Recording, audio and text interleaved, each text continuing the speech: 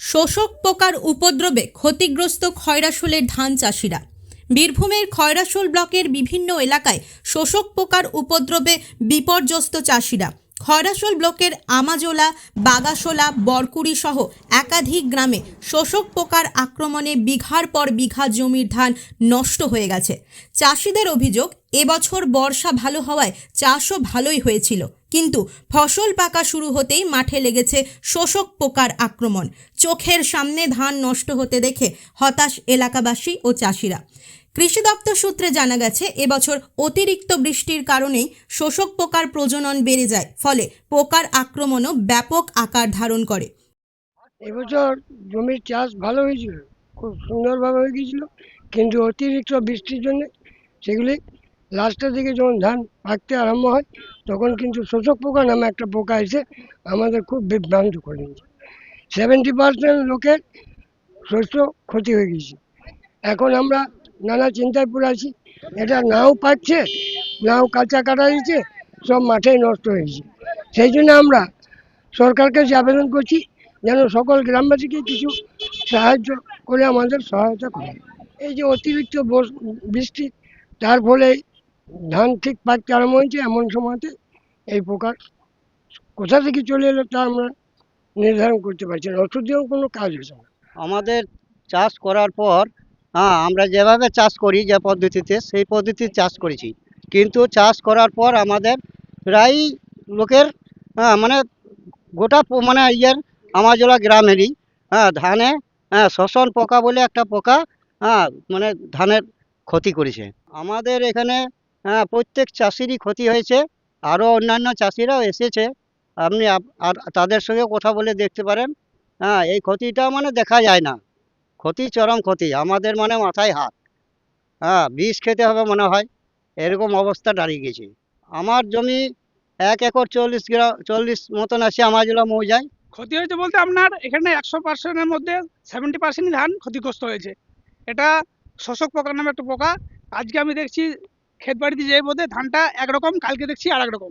আজকে দেখছি পরিমাণ হয়তো 1 কাঠা, কালকে যে দেখছি সেটা 5 কাঠা। এটা থেকে মানে দিনকে দিন হারে পোকার পরিমাণটা বেড়ে যাচ্ছে। এটা কমার কোনো লক্ষণ পাচ্ছি না। আমরা বিষ প্রয়োগ করছি, বিষ প্রয়োগ করেও তাতেও কোনো সুরাহা পাচ্ছি না। এমনকি আমাদের গ্রামের সমস্ত চাষিরাই, শুধু একজনই নয়, 100-র মধ্যে 90% চাষিরই এই অবস্থা। মঙ্গলবার ক্ষতিগ্রস্ত এলাকা পরিদর্শনে যান খয়রাশোল ব্লকের সহ কৃষি অধিকর্তা। তিনি জানান, দেরিতে ঠান্ডা পড়া, রাসায়নিক সার অতিরিক্ত ব্যবহার এবং জলবায়ু পরিবর্তন সহ একাধিক কারণের জন্য এই পোকার উপদ্রব বেড়েছে। অতিরিক্ত পোকার আক্রমণে এমন ক্ষতি হয়েছে বলে তিনি জানান। তবে ক্ষতিগ্রস্ত চাষিদের সরকারি সহায়তার বিষয়টি ইতিমধ্যে ঊর্ধ্বতন কর্তৃপক্ষকে জানানো হয়েছে বলে আশ্বাস দেন তিনি। দেখুন, ধান এবছর খুবই ভালো হয়েছিল, ঠিক আছে। আমাদের এবছর যেহেতু বৃষ্টি খুব ভালো ছিল, ধান খুব ভালো হয়েছিল, কিন্তু যেহেতু এবছর শোষক পোকা আক্রমণটা অনেক বেশি, সুতরাং আক্রমণ কিন্তু হয়েছে পোকার।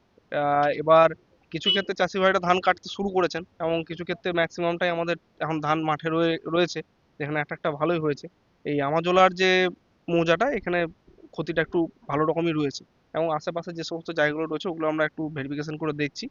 আর শস্য বীমা চাষিরা অনেকে বলছেন এখন অব্দি জমা দিতে পারেননি, তো ডেট পেরিয়ে গেছে, এটা একটা সমস্যা। তাও যাই হোক, আমরা দেখছি, সেটা কোম্পানির সাথে আলোচনা করে আমরা কথা বলবো, যাতে ওনারা স্কিমের আওতায় আসতে পারে।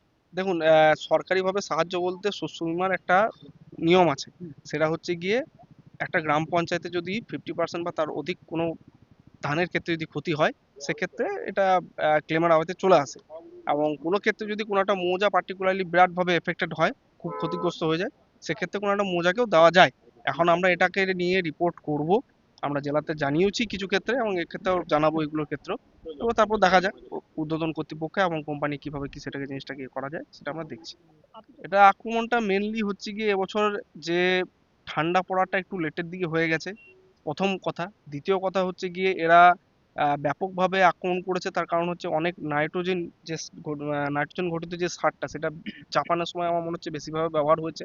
ধান খুব ঘনভাবে লাগানো হয়েছে, আর 7-8 সারি পরে যেটা বলা হয় যে একটা সারি করে ছেড়ে দেওয়া, সেইগুলো না করার জন্য কিন্তু আরো অধিক পরিমাণে এদের বংশ বিস্তার করতে সুবিধা হয়েছে, এবং চারিদিকে এটা আক্রমণটা বেশি। মানুষ ভয়ে কাঁচা কাঁচা কেটে দিচ্ছে।